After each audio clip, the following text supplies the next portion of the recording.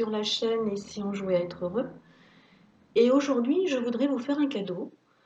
Je voudrais vous faire découvrir le premier don de la semaine, donc le don qui est en lien avec le lundi. Vous le savez, le lundi, c'est la journée qui célèbre la lune, et donc ce don est en harmonie avec l'énergie lunaire. Et pour aborder ce don, j'ai eu envie de faire appel à l'énergie du petit garçon ou de la petite fille qui sommeille en nous. Et donc, je vais vous proposer de voyager vers ce don par l'intermédiaire d'un conte. Un conte que j'aimerais un conte à guérir et qui va effectivement nous évoquer une certaine ambiance et un certain comportement. Pour cela, j'aimerais donc que vous vous donniez un petit peu de temps. J'aimerais que vous puissiez avoir un petit moment à vous, un peu comme un recueillement que vous pourriez vous offrir. Et donc, nous allons commencer. Je vais vous conter cette histoire.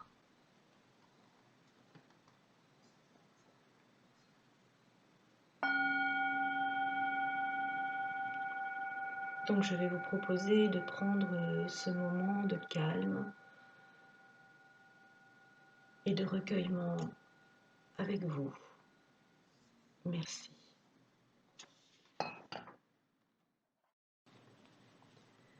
Capucine est une jolie petite biche, attendue depuis bientôt 3 ans par son papa et sa maman. Lorsque maman biche a compris qu'elle attendait un heureux événement, autant dire que toute la forêt a fêté la nouvelle.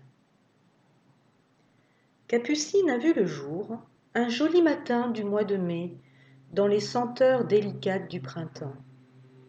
Elle fut un bébé sans problème, comme disent les parents. Aujourd'hui, papa cerf et maman biche sont très fiers de leur fille et suivent son évolution avec une attention des plus soutenues, ainsi qu'un grand souci de protection. Capucine grandit d'ailleurs sans histoire, et gagnant en confiance en elle et en maturité, elle défie de plus en plus souvent la vigilance de ses parents aimants, au profit d'escapades interdites, délicieuses sources d'inédits. Ces sorties ne sont d'ailleurs pas toujours sans risque, mais comment ne pas aller fureter dans le goulet de la Foria réputé si dangereux? Cette fois-là, son ami Félix, le lapin, s'était joint à elle.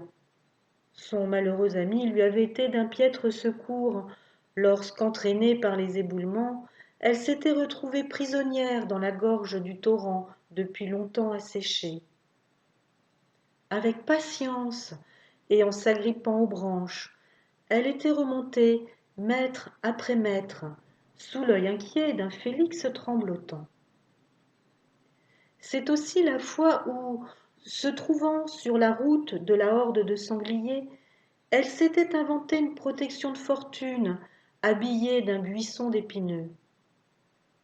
Certes, quelques épines avaient scarifié sa peau, mais cet habit incommodant avait eu l'effet repoussant escompté auprès de ces dangereux quadrupèdes. Autant de situations délicates auxquelles elle avait fait face avec une très grande ingéniosité, nourrissant son esprit d'initiative et développant la confiance en ses capacités créatrices.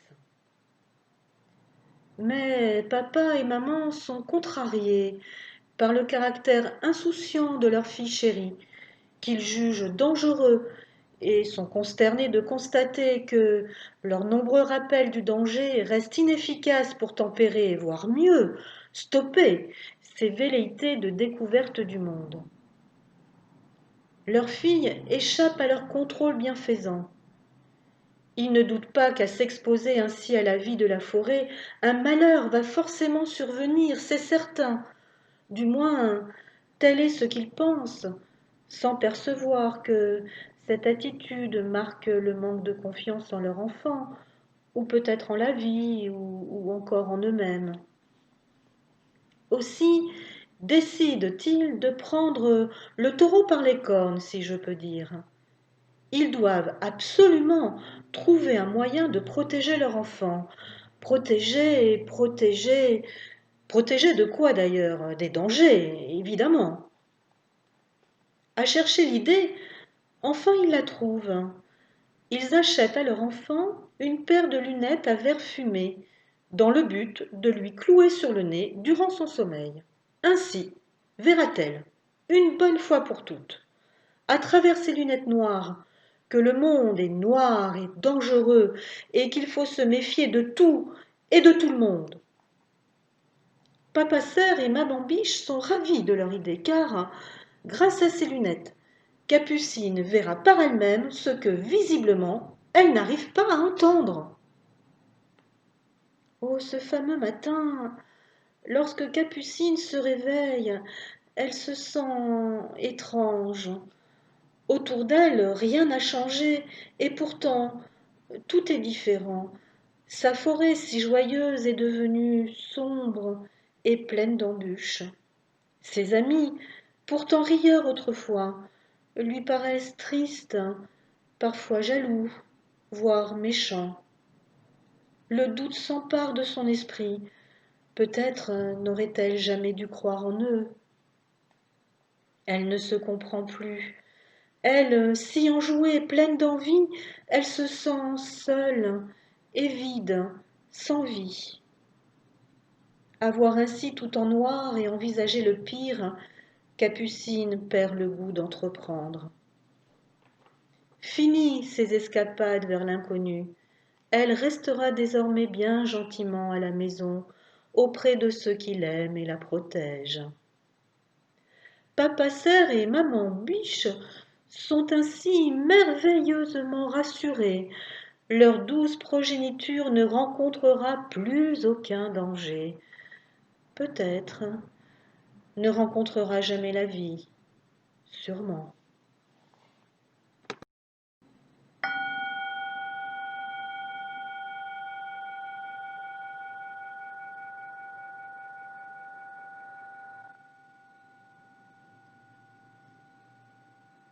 Bien, alors merci Capucine pour ce que tu as à nous livrer à travers cette histoire.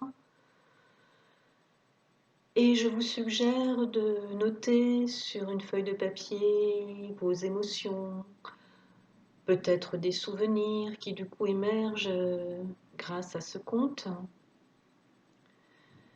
Et puis peut-être qu'ainsi vous pourrez voir ce don qui se cache derrière, que je ne nomme pas volontairement, parce que je veux vous laisser tout l'espace de mettre tout ce que vous voulez.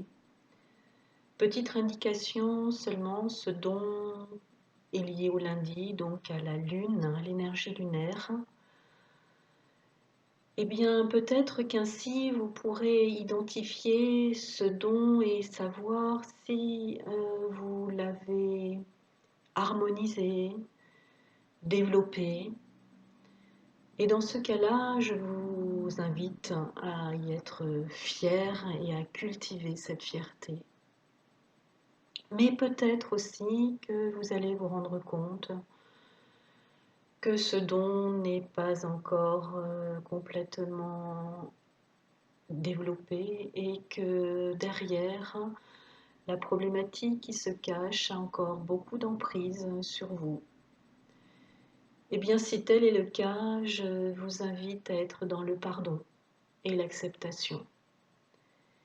Et puis, ce qu'il y a de très rassurant, c'est que les lundis reviendront et que donc la Lune nous enverra encore cette énergie bienfaisante pour harmoniser encore et encore ce don.